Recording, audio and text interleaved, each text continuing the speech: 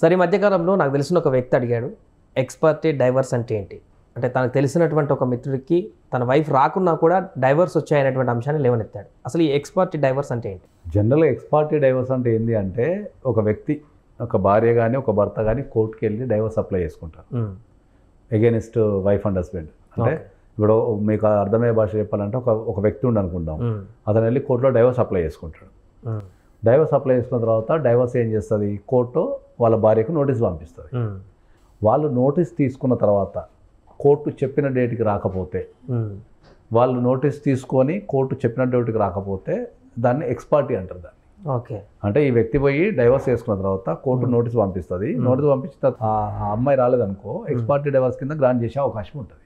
Okay, so దాన్ని ఎక్స్పర్టీ divorce అంటారు. అయితే దాంట్లో ఏంటంటే ఇప్పుడు మీకు నోటీసు ఆ కరెక్ట్ వ్యక్తికి అందింది అనేది కోర్టు నమ్మాలి. ఓకే, కోర్టు నమ్మితే కనుక మీకు డెఫినెట్లీ ఎక్స్పర్టీ డైవర్స్ అవుతుంది. ఎక్స్పర్టీ డైవర్స్ అనేది ఏంటంటే మళ్ళీ సేమ్ డే కాదు. చాలామంది ఏమడుగుతారు దీంట్లో, సార్ 3 సార్లు రాకపోతే డైవర్స్ వస్తాయంట కదా కోర్టుకి అంటారు. సో 3 సార్లు రాకపోతే డైవర్స్ ఏం రాదు. ఫస్ట్ టైం కూడా కోర్టు నమ్మాలా, ఓహో ఆ అమ్మాయి నోటీసులు తీసుకుంది కావాలనే కోర్టుకు రాలేదు అని చెప్పి కోర్టు కనుక నమ్మితే మీకు డైవర్స్ని ఎక్స్పర్టీ చేసేస్తుంది. ఎక్స్పర్టీ చేసిన తర్వాత మళ్ళీ ఒక 2-3 వాయిదాలకు మీకు డైవర్స్ పేపర్లు చేతికి ఇస్తుంది. ఆ 2-3 వాయిదాల్లో కూడా మనకు పని ఉంటుంది. ఏంది, తర్వాత ఎవిడెన్స్ వేయటము, తర్వాత డాక్యుమెంట్ మార్కింగ్, తర్వాత ఆర్గ్యుమెంట్స్, తర్వాత ఆర్డర్ కాపీ అని ఒక 3 వాయిదాల తర్వాత 3 వాయిదాలలో వస్తుంది. సో ఆ 3-4 వాయిదాలు కోర్టుకు రాకపోయినా, అంటే ఇప్పుడు డైవర్స్ నోటీస్ పంపించిన తర్వాత సో డేట్న కోర్టుకు రావాలి అని చెప్తారు కదా, అది ఆ రోజు రాకపోతే ఎక్స్పర్ట్ అవుతుంది. మళ్ళీ దాని తర్వాత నెక్స్ట్ వాయిదా ఏం చేస్తారు, ఎవిడెన్స్కి వేస్తారు. దానికి రాకపోతే అప్పుడు కూడా నోటీస్ పంపిస్తారు, మళ్ళీ పంపరిగా నోటీస్ మాత్రం ఒకటేసారి పంపిస్తారు.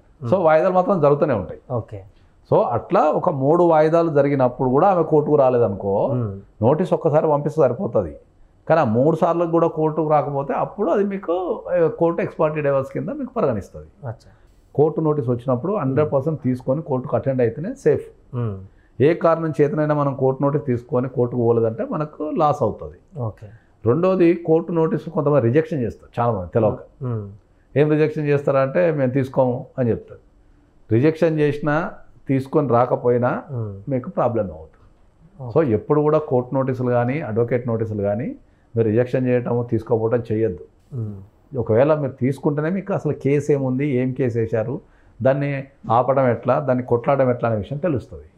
సో చాలామంది కోర్టు నోటీసులు అన్నా అడ్వకేట్ నోటీసులు అన్నా చాలామంది రిజెక్షన్ చేస్తుంటారు. సో ఎప్పుడు కూడా కోర్టు నోటీసులు కానీ అడ్వకేట్ నోటీసులు కానీ మనం ఎప్పుడు రిజెక్షన్ చేయొద్దు. చేస్తేనే ప్రాబ్లంలో పడతాం. తీసుకుంటేనే మనకి ఈజీ అవుతుంది. సో ఇప్పుడు మీరు అన్నట్టు ఫస్ట్ నోటీస్ ఇచ్చినటువంటి తర్వాత ఆ వ్యక్తికి అది తెలుసు తీసుకున్నామని, సెకండ్ వాయిదాకి తర్వాత చెప్పుకోవచ్చా జడ్జి ముందుకు వచ్చి అనారోగ్య కారణాల వల్ల రాలేదు టైం వచ్చి కోర్టుకి ఎక్స్పర్టీ ఆర్డర్ వచ్చిన తర్వాత మీరు ఆ వాయిదాల మధ్యలో ఇప్పుడు ఫస్ట్ వాయిదాకి రాలేకపోయారు, ఆ నెక్స్ట్ వాయిదాకి రావచ్చు, లేదంటే ఆ నెక్స్ట్ వాయిదాకి రావచ్చు. ఆ డైవర్స్ ఇచ్చేలోపు ఎక్స్పర్టీ డైవర్స్ ఇచ్చేలోపు అంటే ఎక్స్పర్ట్ అయిన డేట్ నుంచి డైవర్స్ ఇచ్చేలోపు ఒక 2-3 వాయిదాలు ఎట్లా పడతాయి.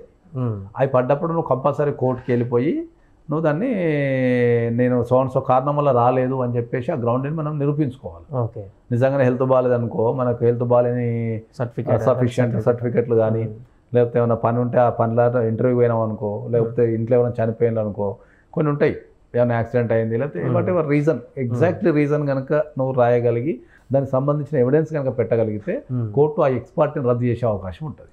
ఎక్స్పర్ట్ని రద్దు చేసి మళ్ళీ కంటెస్టెడ్కి ఇచ్చే అవకాశం ఉంటుంది. ఒకవేళ భార్య పిటిషన్ వేసి వాయిదాకి భర్త రాకపోయినా కూడా సేమ్ ఎక్స్పర్టీ అనేది భార్య చేసినా భర్త చేసినా సేమ్. అది దానికి పెద్ద తేడా ఏముండదు. Court proceedings are same for everybody. ఆడవాళ్ళు మగవాళ్ళు అనేది రూల్స్ ఏముండవు, ప్రొసీడింగ్స్లో రూల్స్ ఏముండవు. ప్రొవిజన్స్లో తేడాలు ఉంటాయి కానీ ప్రొసీడింగ్స్లో ఎవరికైనా సేమ్.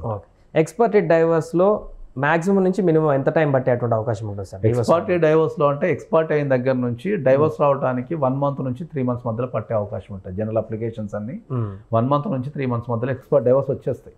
ఓకే, అంటే మనకు ఎక్స్పర్ట్ అయిన దగ్గర నుంచి మళ్ళీ అంతకుముందు మనం కేసు వేస్తే ఒక 2 months. యావరేజ్గా ఒక ఎక్స్పర్టీ డైవర్స్ ఒక 5 monthsలో రావచ్చు. యావరేజ్ ఒక నెల అటు ఇటు 5 months వచ్చేస్తుంది. ఒకవేళ ఎక్స్పర్టీ డైవర్స్లో ఇంకా ఛాలెంజ్ చేయడానికి ఏముండదు అంటారు? ఎక్స్పర్టీ డైవర్స్ అయిపోయిన తర్వాత కూడా ఛాలెంజ్ చేయొచ్చు. అదే చెప్తున్నాను, మధ్యలో ఉన్నప్పుడు ఛాలెంజ్ చేయొచ్చు, మొత్తం డైవర్స్ అయిపోయిన తర్వాత కూడా మళ్ళీ పోయి మనం రీఓపెన్ వేసుకోవచ్చు. వెళ్ళి సరైన రీజన్ ఉంటే మనం రీఓపెన్ చేసుకోవచ్చు అలా కంపల్సరీ. అప్పుడు ఆర్డర్ ఇచ్చినా కూడా మళ్ళీ కోర్టు మళ్ళీ పోయి ఆర్డర్ని క్యాన్సిల్ చేయండి, నేను సో కారణం వల్ల రాలేదు, సో నేను రాకపోవడానికి ఇవి కారణాలు కాబట్టి నా వాదనలు విని ఆ తర్వాత మీరు డిసైడ్ చేయండి అని చెప్పేస్తే మళ్ళీ కోర్టు కనుక ఆ వాదనలు విని వాళ్ళు చెప్పిన రీజన్ కనుక పర్ఫెక్ట్ ఉండి అయ్యో ఈ రీజన్ వల్ల వీళ్ళు కోర్టుకు రాలేకపోయారా అని భావిస్తే మళ్ళీ అప్పుడు కోర్టు రీఓపెన్ చేస్తుంది. ఎక్స్పర్టీ డైవర్స్ క్యాన్సిల్ చేసి మళ్ళీ రీఓపెన్ చేస్తుంది. మొత్తం డైవర్స్ వచ్చిన తర్వాత కంప్లీట్ ఇచ్చిన తర్వాత కూడా మళ్ళీ రీఓపెన్ చేసి మళ్ళీ మొదటి నుంచి స్టార్ట్ చేస్తారు.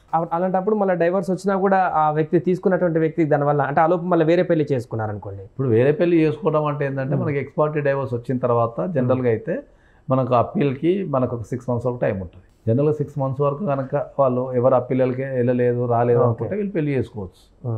ఆ తర్వాత వేసిన లాభం ఉండదు ఇంకా 6 months తర్వాత రీఓపెన్ అవుతుందా కాదా అనేది the court will decide. Okay అట్లా కాకపోతే సరైన రీజన్ ఉండాలి, నీకు ఎంత లేట్ అవుతుంటే అంత రీజన్ స్ట్రాంగ్ ఉండాలి. సో ఆ రీజన్ని బట్టి మనం చేసుకోవచ్చు.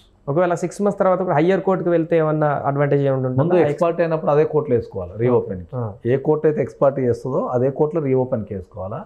అక్కడ ఏమన్నా డిస్మిస్ అయితే మనం హైకోర్టుకు మళ్ళీ వెళ్ళి మనం అప్పీల్ చేసుకునే అవకాశం కూడా ఉంటుంది. ఓకే.